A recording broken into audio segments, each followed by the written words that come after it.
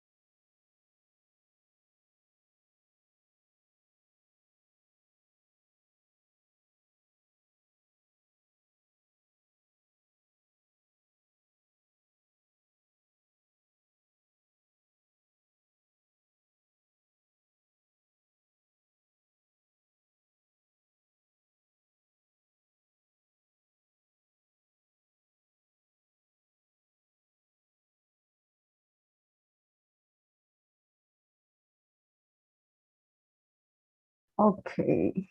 Good afternoon, everyone. We'll just wait for 2 more minutes as I think some of the students are unable to join because of some problem with the app. So we'll wait for just 2 more minutes, right? Got it. But the other information apart from certificates you can get, right? Like, if any kind of, there are two things basically, right? One is internally generating hot sugar, right? That library is Okay, there. so today, till the time others are joining, We keep some of the hot sugar.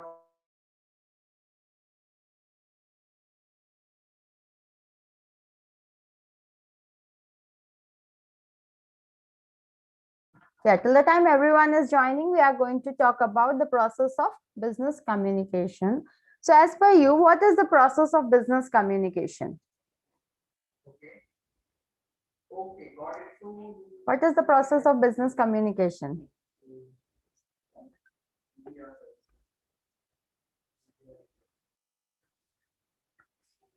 Come on, what is the process of business communication? What all things come? We simply communicate in a formal way, and that is known as the process of business communication. Is it so? No, ma'am. Then what is business communication process? What is the process? Which all steps are involved in the process? Because the process is somewhat similar to the process we have learned in communication. Okay. Things are similar. The only difference, as we know about business communication, is it is in a formal way. It's in formal way. Formal things are communicated with the formal channel of communication. So that is known as business communication. So today we'll start with the process of communication. Let's share. I think most of you have joined. Okay.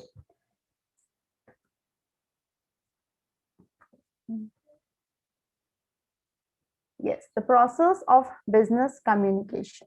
Now, when we talk about the process of business communication, there are a lot of different elements involved in this. Like there is a person who gets the idea, who just shares the information. Then there is the message. Now, the idea he's having in the mind, but he cannot transfer the idea from his mind to other person's mind. He need to convert that idea into a message. Then message is transmitted. It reaches the receiver. Receiver goes through the message. Now, if he just understands the message, is it done? The process is completed because the sender has shared the idea. He has used some channel. He has sent that to the receiver. Anything else is required once the receiver receives the information? Feedback from him, ma'am.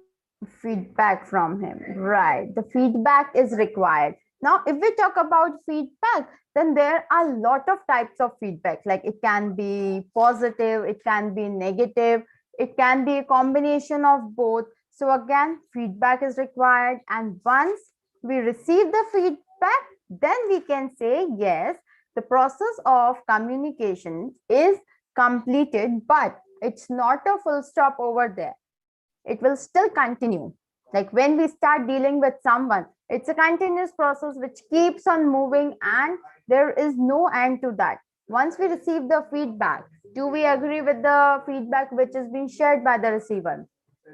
Then we are going to make changes. If he has asked for some kind of changes, we make those changes. Again, we get back to the receiver that yes, these are the changes we have made and this is the new message we have forwarded, we have sent it to you. So again, he'll go through that. If he agrees with that, he'll say, yes, okay, we are done. Now the message is again, the feedback is again being sent to the receiver. From there, the receiver, the sender, again start working with that. And once he finishes off, he'll again send the message. So it is a never ending process which continuously keep on going. So yes, the first thing, the business communication process. So there is a sender who encodes the message. A medium is being selected which through that medium, the message is being delivered to the receiver. Then from the receiver, the message, again, the feedback is being sent to the sender.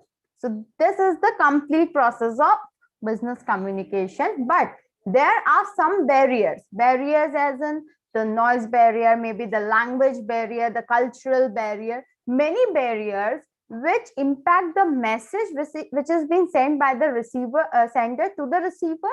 And same way, it also impacts the feedback, the response which is being shared by the receiver to the sender. So these barriers can change the entire meaning of the message which is being sent. So we need to take care of these barriers too. Now, the 7 steps in communication are: the sender develops an idea to be sent. The first thing is a sender. A sender is there who is developing the idea, who just gets an idea into the mind that yes, this is the idea and I want to work on this idea. So I want to share this idea with Mr. X, Mr. Y. Maybe they can be of help for the business, for the idea which he has generated. They are the source from which he'll obtain the resources for accomplishing, for getting the work done. So he needs to send that information.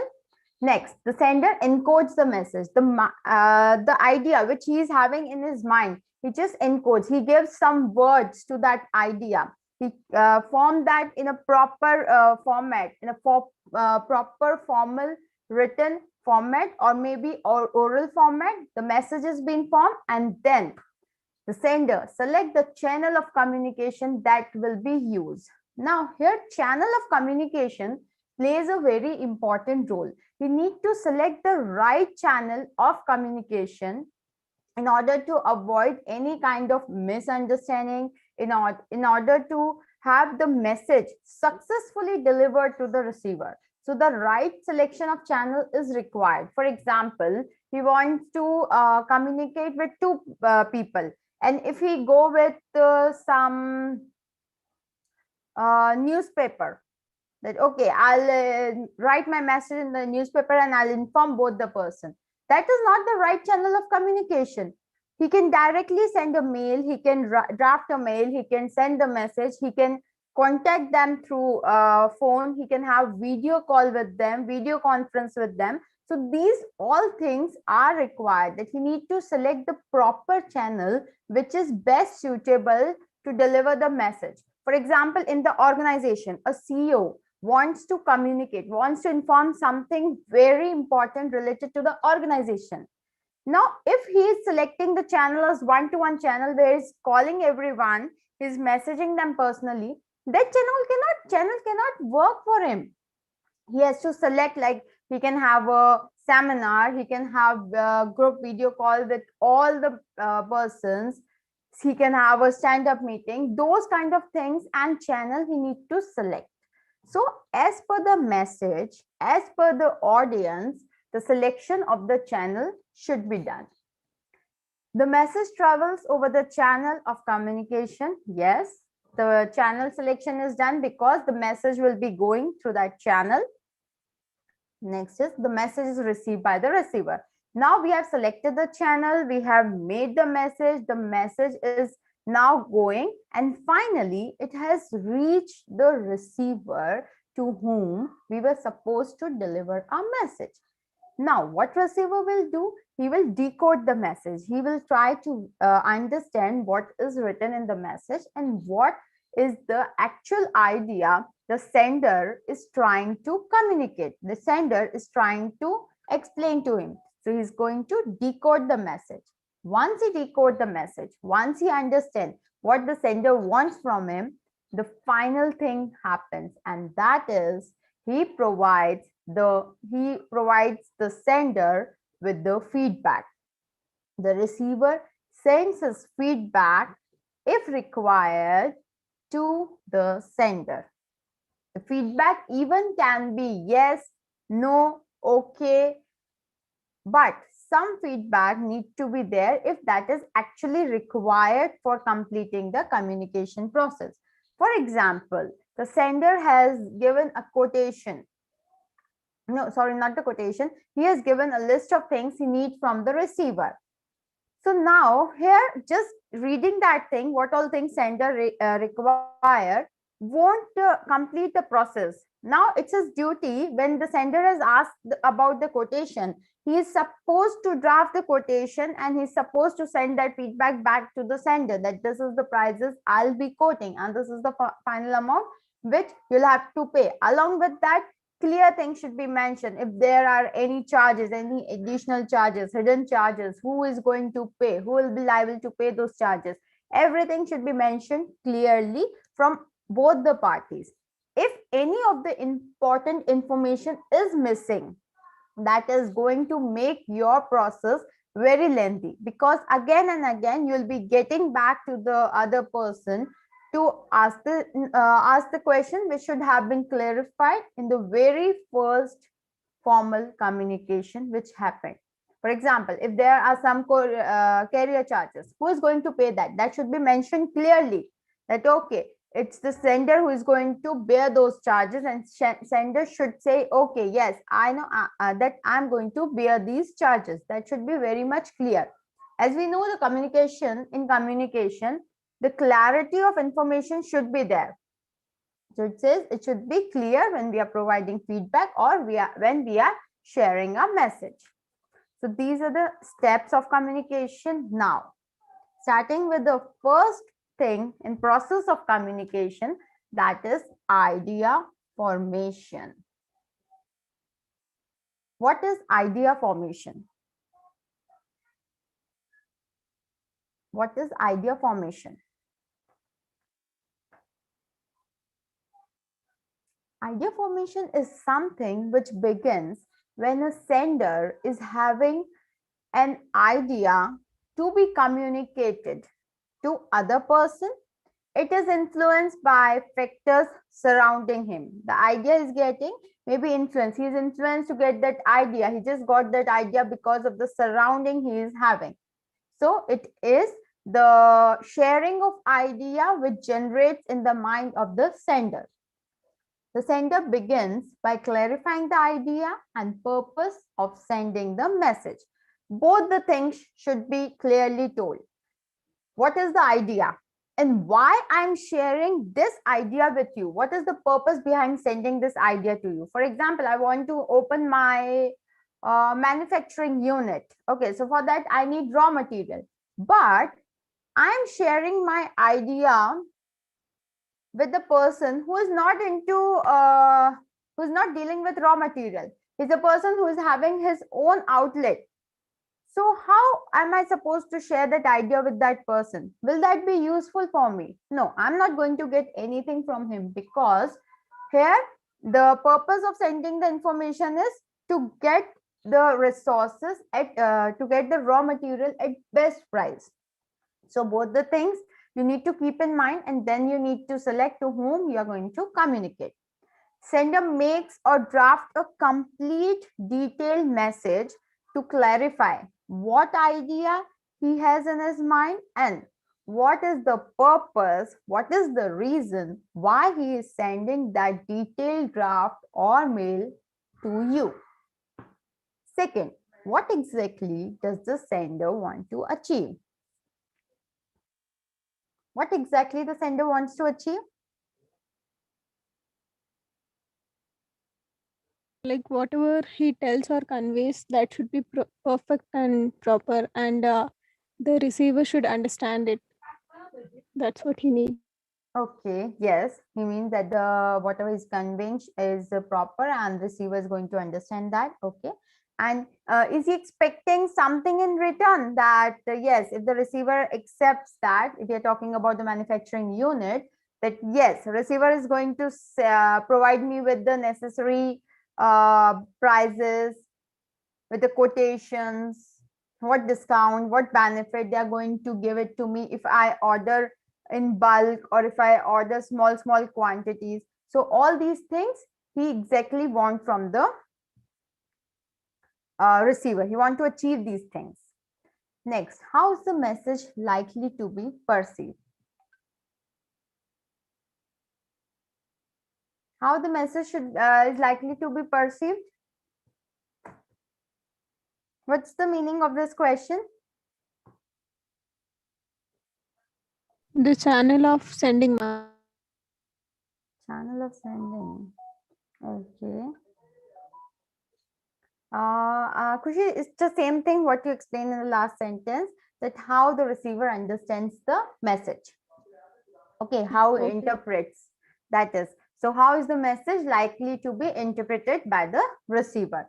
So this is the complete idea what he has in his mind when he is making the detailed draft about the idea along with the purpose of sending that message. It says encoding the idea with the target recipient in mind. Now we just encode the idea. We write the idea seeing who is the targeted person. For example, I am drafting a mail for the person who is dealing in raw material. So there I'm going to tell him what all raw material I require. Okay. Now, when this mail I am drafting for an outlet who is going to sell my products, for them the mail is going to be entirely different. There I'll be telling, so these are the things we will be making, and these prices will be as per your quantity. As per this quantity, this price will be there. As per this quantity, this price will be there. So for both the persons, both are the receivers. The idea which he is having, he or she is having in the mind is same. He or she is establishing a manufacturing unit, but the mail is different for both the person, keeping in mind what both the persons are going to do, how they are going to help him. So in that case, the idea is going to be different. The mail is going to be different for both the persons. Once the idea is being formed, next, encoding, message encoding. The idea must be encoded into words, symbol, and gestures that will convey the meaning. So while encoding the message, you need to keep in mind few things like the language, whether the symbols you are using will be easily understandable by the receiver.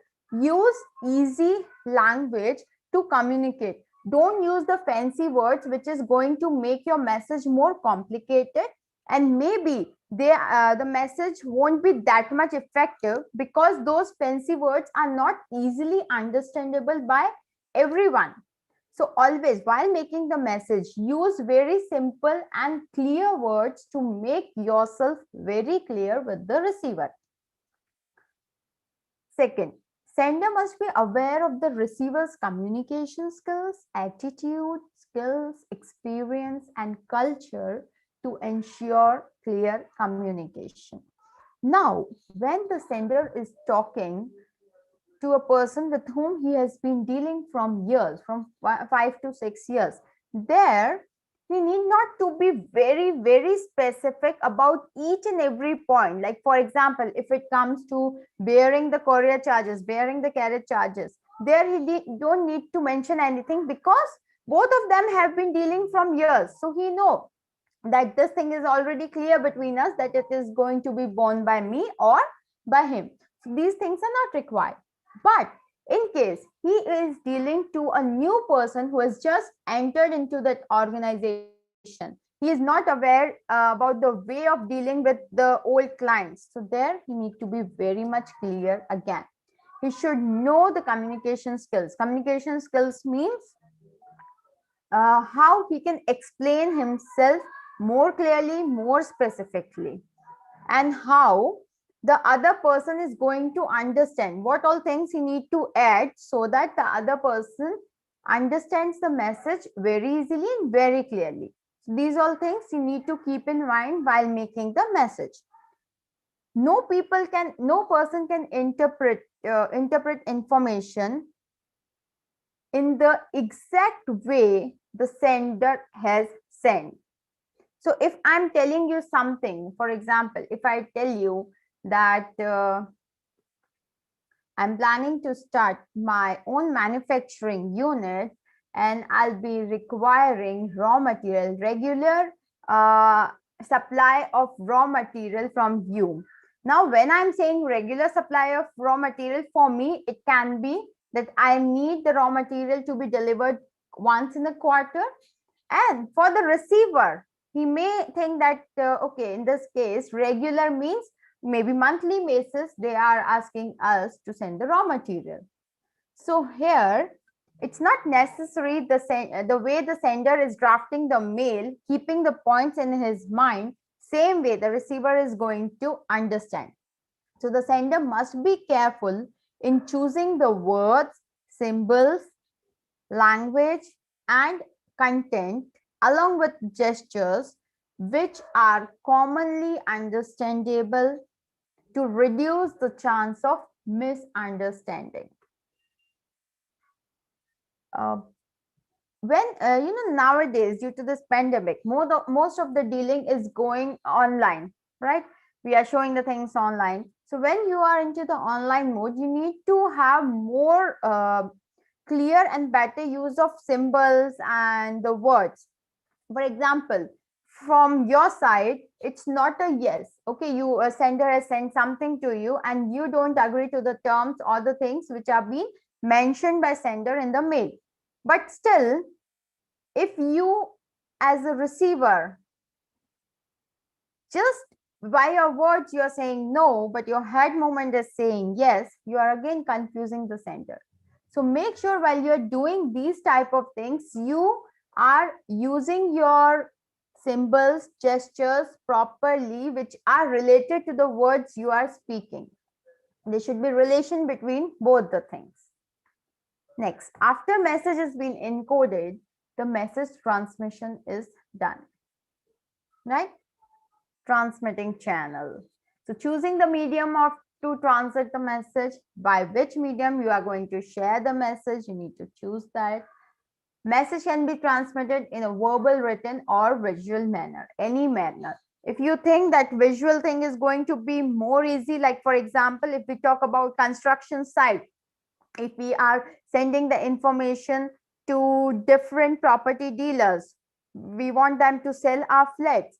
So in that case, the visual thing is going to be the most appropriate and the best way of selling your thing, because in that the buyers need to see how the things look like. Verbal thing, written thing, that is not going to have a good impact. For example, if I say there's a location near Madhepura, the new flats are there, and it is having 2 rooms, one big balcony, one open kitchen, and you have other facilities like you have gym, you have playground, you have play area for kids, you have swimming pool. You know, it's not looking that attractive when I am speaking these things. But if I show that, show it in a presentation manner, a visual manner, that time it is going to be more attractive. Don't you think that now, yes, the some interest will come to the buyers that yes, at least I would like to see the property once. That thing will happen or not? If we are for property dealing, I am showing you the thing in a visual manner. That Yes, thing will, ma'am. yes, That's that more thing, impactful. Yeah. yes, that is more impactful. And for example, if I'm going in a visual manner, like I'm ordering food from Swiggy and I'm sharing the picture that I need this thing, will it be a good way of transmitting the information? Yes, Archana and Abhishek saying yes. So for Swiggy guy, Swiggy person, will it be a good thing to deal with? Like I'm showing, I want biryani, and I'm not saying I want biryani. I'm simply sending the picture of biryani along with which all ingredients I need. So for example, I don't need garlic and ginger. So I have not added that ingredient in the picture and I'm sending that picture. Will it be a good way of communicating? Will it be a good way of transmitting your information? No. No. Yes, you know, no one is going to understand if you are showing biryani, which biryani you want. There are so many types of biryani. Which biryani you want? Now you have put the picture of ingredients. Do you think the person who's taking your order is going to see, okay, these all things? He'll say, okay, it's just maybe he's just he just wanted to make it more attractive, so that he has used the ingredient picture. He is not having that thing in mind that, okay, I need to check which ingredient he has not used, so I don't need to add that thing. So here, right channel of communication, right channel of transmitting the information is again very, very, very important. So what for both the cases, the way of communication is different. In this, the oral communication, the oral mode of transmitting the information, or the written mode of transmitting the information that I want this biryani and please don't add garlic and ginger in the preparation. That is going to be more effective and the message is going to be communicated properly. But if I'm using pictorial presentation for ordering something, that thing won't work. Even when we go to restaurants, there also we have so many things and some pictures are there. We never order anything seeing the picture. If we just are attracted toward any kind of thing, like maybe you have seen a very you have seen a picture of ice cream that is looking very delicious. Still, you are going to go to that thing. You are going to read what all things are there, which all flavors of ice cream are there, how he's going to serve. You're going to ask that person, then you are going to place that order. Just by seeing the picture, that hardly happens, right? So the mode and channel of transmitting the information is very important if you want your message to be delivered properly and is understood properly by the receiver. Next, for clear communication to occur, the medium and message must match. as I gave you two examples in both the things, the medium and message should be matching with each other. Choosing right medium for transmission of message is the next important step of communication process. If you fail at this step, then yes, the feedback you are going to get, the result you are going to get may not be what you expected, or even that may not be related to what you have conveyed to that person, because actually, generally speaking, they haven't understood what you were trying to communicate. For example, if we were talking about that biryani, if I send you the picture of that biryani along with some ingredients which I have removed, will I get that the same biryani which I am having in my mind? Like, I have used a picture of biryani where I have where in that biryani they can see some paneer cubes on top of it, and then in ingredients I have added everything, okay, what all things should be there, and I have used ginger and garlic. Those two things I have not added. Okay, so will I get that actual biryani what I want to order? No, ma'am.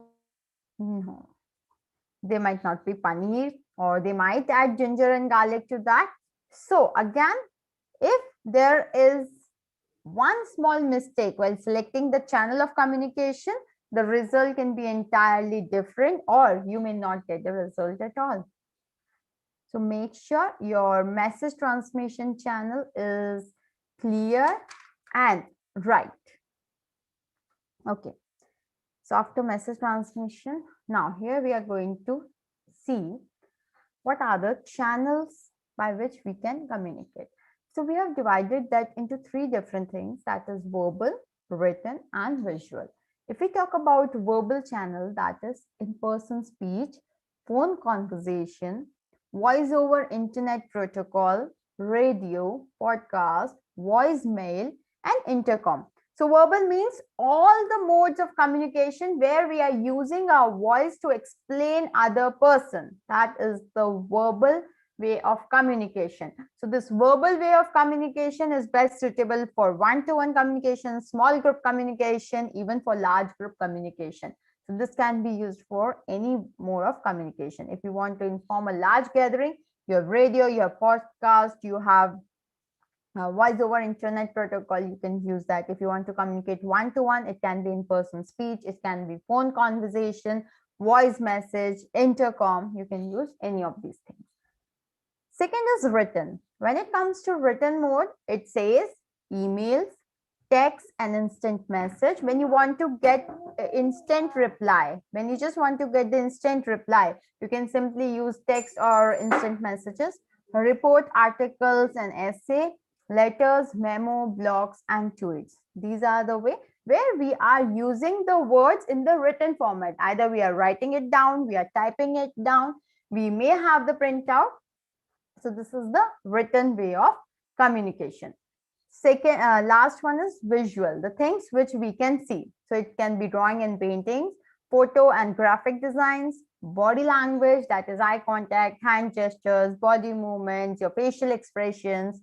All these things comes under body language, your graphs, your font types, and the architecture. Whenever we are drafting a mail, there we need to keep in mind the font type also. We cannot use the fancy font types to make other person understand. And here font types mean we have some fonts where we use the pictorial presentation, pictorial thing to explain the words, to explain something. So that can also be used because it will again come in the visual things, which we are going to see some symbols, and then we are going to understand the message.